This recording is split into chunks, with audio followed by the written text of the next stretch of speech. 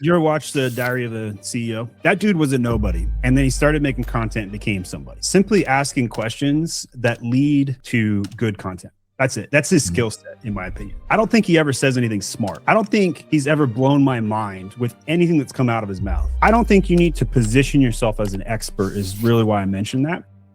I would say not posting is worse than being fake, which sucks to hear. You got to start somewhere. The next question that comes in, make it into content, no matter what the question is. You can choose the content form. I would recommend do video for 3 to 5 minutes. Send that to the customer. They're going to love it, first of all. And then second of all, post it on your YouTube channel, LinkedIn, etc. Customer asked ABC. Here's my answer. Here's why this matters. What you're going to find interesting is this piece of content is going to get like 100 views. And you'll be like, Steven's an idiot. What will happen next, though, is that you'll have 3 people calling you saying, I had that exact problem. Can you help me? You're going to sign one of the 3, and then you'll realize, whoa, this is a content genius strategy. I don't need views. I just need to post my customer questions and answer them. Throw vanity metrics out. Just think of it like doing service for your current customers, and you happen to make it into content. I think it'll overcome your fear of fakeness too, but you might have a secondary challenge of like time investment. But that's why I suggested like a 3-minute video to start. You can answer almost any question that quickly. But what tends to happen is once you get going, you keep going. That 3-minute original idea becomes a 10-minute piece of content very quickly. Then you can use AI to chop it up into a post. You can load it into literally any AI right now and say, hey, turn what I said into a coherent LinkedIn post in the style of pick anybody who makes content, whichever style you like, and then it will do that. Second part of the main challenge is 10 minutes on content every day. Customer question comes in, shoot a 3 to 5 minute video. Then the next 5 minutes is posting it. And I think you'll be surprised to learn how much impact that's going to have. You ever watch the Diary of a CEO? That dude was a nobody.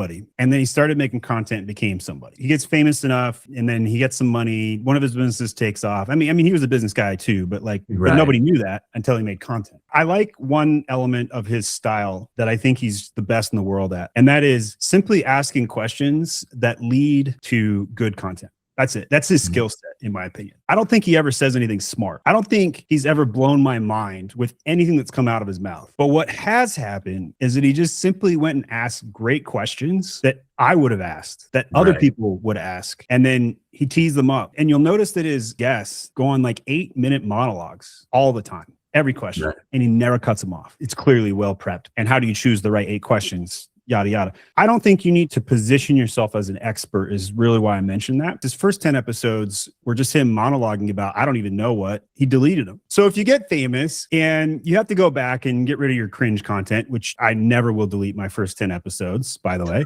But if you did, you can, and it's nobody's going to care. Sometimes we get in our own heads, right? I think you're going to be undefeated if you put a framework in place that becomes your XY axis. Should you make a piece of content? Yes, no. Here's your XY. Did a customer ask this question? If yes, content.